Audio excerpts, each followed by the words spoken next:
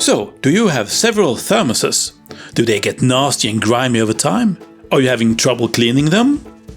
Does the brush not reach, or is it too big to fit? Or are you just like me, a bit lazy and don't like scrubbing? Not to worry, I have an alternate solution. Use one of these dishwasher tablets. Put them in your nasty thermos. Boil some water. Pour the boiling water into the thermos. And watch the tablet do its magic, getting all bubbly. The dark spots in the foam are grime that previously was stuck in the bottom of the thermos. The good thing is one of these tablets are good for several containers. This time I cleaned 5 of them with just one tablet. Yeah. If you like this video, please leave a thumbs up. Thanks a lot for watching and I'll see you in the next one.